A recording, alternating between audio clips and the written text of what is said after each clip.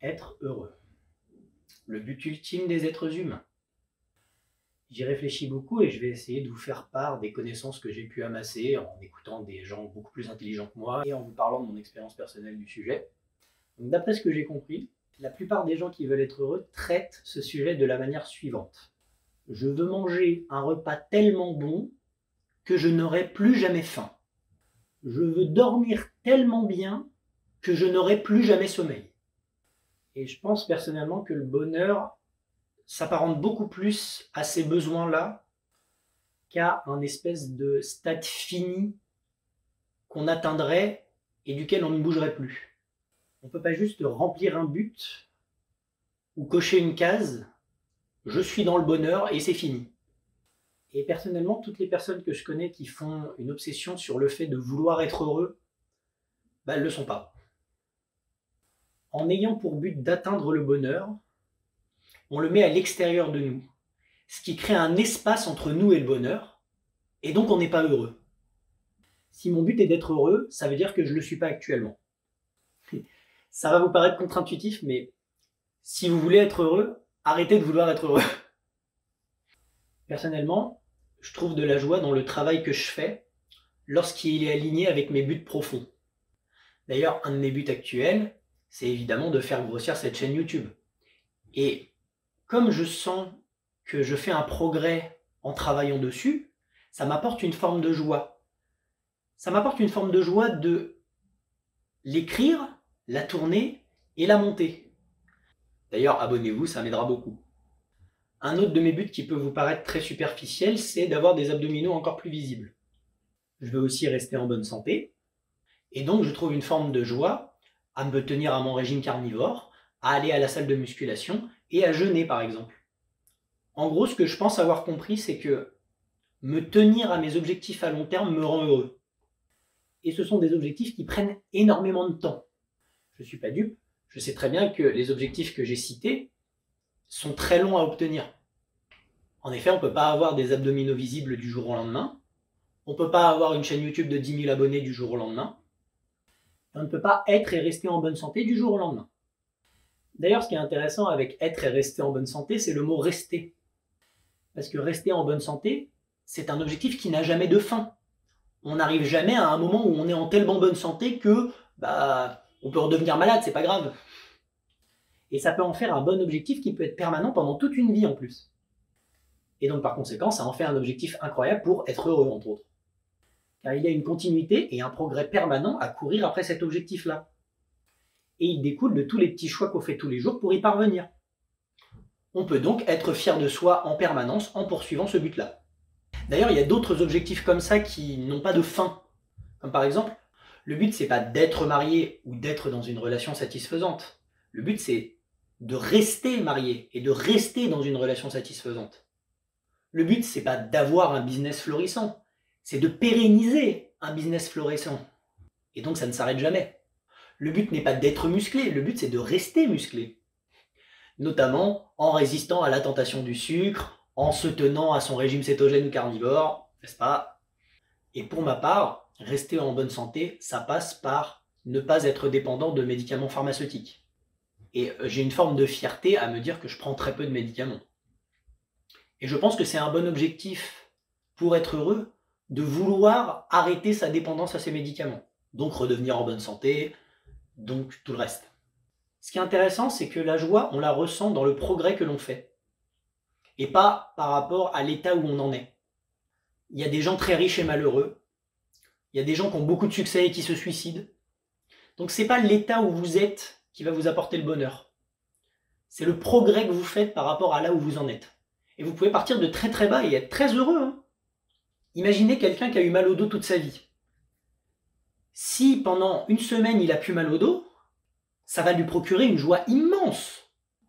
Alors que si on n'a jamais eu mal au dos de sa vie, passer une semaine sans avoir mal au dos, c'est très lambda. Ça n'a pas d'intérêt, ça n'apporte pas de joie.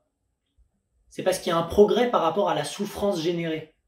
C'est-à-dire que vous avez une souffrance, et comme vous progressez sur le chemin d'arrêter cette souffrance, vous ressentez une forme de joie. Ma conclusion, c'est que le bonheur est dérivé du progrès. Et donc, potentiellement, le bonheur est dérivé de la souffrance. S'il n'y a pas de souffrance, il n'y a pas de bonheur. Si on n'est pas mécontent de quelque chose et qu'on doit faire quelque chose pour régler ce quelque chose, on ne peut pas être heureux. Il faut forcément qu'il y ait une résolution de quelque chose pour pouvoir être heureux. D'ailleurs, c'est pour ça que les jeux vidéo sont si addictifs, parce qu'ils simulent le progrès. On a l'impression de progresser vers quelque chose en permanence. On gagne en expérience, on gagne en grade, on gagne en réflexe, on gagne en prestige, on gagne des objets de mieux en mieux, on bat des boss de plus en plus forts, etc., etc. Et en un temps qui est beaucoup plus abordable que dans la vraie vie, évidemment. Parce que les jeux vidéo sont faits pour vous donner une impression de progression toutes les 30 minutes ou toutes les heures. Si vous saviez le temps que j'ai passé dans Final Fantasy XIV pour avoir un truc qui est totalement inutile. C'est une des montures les plus rares du jeu. Voilà, c'est celle-là, elle s'appelle Astrop. Fallait faire 2000 donjons avec des joueurs nouveaux choisis au hasard pour l'avoir. Compter une moyenne de 15 minutes pour un donjon, ça m'a pris au moins 500 heures pour avoir cette monture. Et tout ça pourquoi? Pour pouvoir montrer mon statut à l'intérieur d'un jeu où j'ai eu quelques joueurs qui m'ont demandé de temps en temps comment je l'avais eu et qui m'ont jalousé pendant 2 minutes. C'est drôle en plus parce que je me souviens parfaitement du jour où j'ai obtenu la monture en plus. Je me suis senti complètement vide. Je me suis assis devant mon PC, j'ai admiré ma monture pendant 5 minutes et je me suis dit, et maintenant quoi? Et c'est totalement paradoxal parce que je me souviens que quand je courais après cette monture, il y avait un but. Et je pense que je me sentais heureux de voir qu'il y avait du progrès, même si c'était un but totalement inutile. C'est juste qu'avec le recul, j'aurais pu courir après une compétence un peu plus significative pour ma vraie vie. Quel temps perdu! Au moins ça aura servi à illustrer le point d'une vidéo YouTube 5 ans plus tard, hein. Wouh, 500 heures pour ça, ouais! D'ailleurs, j'avais fait cette comparaison dans une autre vidéo que les jeux vidéo, ils fonctionnent comme la vraie vie. Sauf que dans la vraie vie, nos statistiques, elles sont invisibles, et ça prend beaucoup plus de temps pour acquérir des compétences. Mais la finalité en vaut beaucoup plus la chandelle. Et la joie dérivée d'un progrès réel est bien meilleure que la joie dérivée d'un progrès illusoire. La plupart des gens, ils se demandent pourquoi je ne suis pas heureux. Ils pensent que c'est un dû finalement, et comme l'univers ne les rend pas heureux, ils sont malheureux. Pourquoi l'univers devrait te rendre heureux? Si tu acceptes que, la plupart du temps, la vie n'est pas heureuse. Tu te mets dans une position où tu n'es plus frustré de ne pas être heureux. Et c'est drôle parce que du coup, ça te met dans une position où tu es plus heureux. Parce que tu es moins frustré. C'est la frustration qui rend malheureux. Alors arrête d'avoir des attentes d'être heureux. Vis le moment présent, fais ce que tu as à faire, et accepte toutes les situations qui se présentent à toi. En acceptant ça, tu vas te donner d'autres objectifs pour ta vie. Et en poursuivant ces objectifs-là, il y aura des moments où tu seras heureux, ça je te le garantis. Pas tout le temps, il y aura des moments durs, comme actuellement en vrai, mais sur le long terme, tu seras plus heureux que les gens qui cherchent à être heureux. Un des secrets qui m'a beaucoup aidé personnellement, c'est la compréhension de la gratification retardée ou différée. Plus tu arrives à retarder la gratification, et plus tu seras heureux, et en bonus, plus tu réussiras dans ta vie aussi. Est-ce que vous connaissez l'expérience du marshmallow? C'est une expérience qui a été menée en 1972 à Stanford sur une centaine d'enfants. L'enfant était placé dans une pièce vide avec un marshmallow sur une table. Les chercheurs disent à l'enfant que s'il réussit à attendre 15 minutes sans manger le marshmallow, ils en auront un deuxième à la fin des 15 minutes. Tout ça avait été filmé, et donc évidemment, les chercheurs se sont bien marrés parce qu'il y avait des enfants qui, à la seconde où ils quittent la pièce, se sont jetés sur le marshmallow, et d'autres qui ont essayé de s'occuper, ils couvraient leurs yeux, ils essayaient de faire autre chose en attendant les 15 minutes. Et ce qui est intéressant, c'est pas l'expérience en elle-même. Ce qui est intéressant, c'est que 20 ans plus tard, ils sont retournés voir les enfants qui avaient fait cette expérience.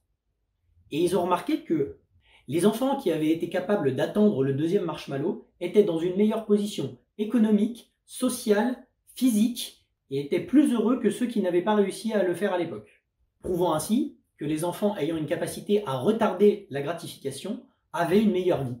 Bon, la bonne nouvelle, c'est que la gratification retardée, ça se travaille. C'est une compétence, on peut l'acquérir. Donc, la prochaine fois que vous vous sentez craquer pour un cookie, essayez de le regarder 30 secondes avant de le manger. Et la fois suivante, 1 minute. Et la fois suivante, 1 minute 30. Entraînez-vous à retarder la gratification. Petit à petit. Prenez conscience de vos addictions Et n'essayez pas d'être parfait du premier coup, mais essayez de vous laisser y aller de moins en moins, sur des longues durées.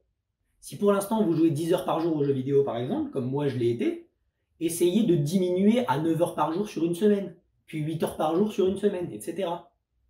On peut aussi appliquer ça à l'addiction aux drogues, à l'addiction au sucre, à l'addiction à la pornographie. Comptez à quelle fréquence vous vous laissez happer par vos addictions. Et n'essayez surtout pas d'être parfait en arrêtant tout de suite immédiatement. Essayez juste de réduire progressivement, petit à petit. 1% meilleur chaque jour. Et vous savez quoi, ce 1% meilleur chaque jour? Ça vous aura fait faire un progrès. Vous pourrez être fier de vous et donc vous serez heureux. Sur ce, prenez soin de votre corps et à la prochaine.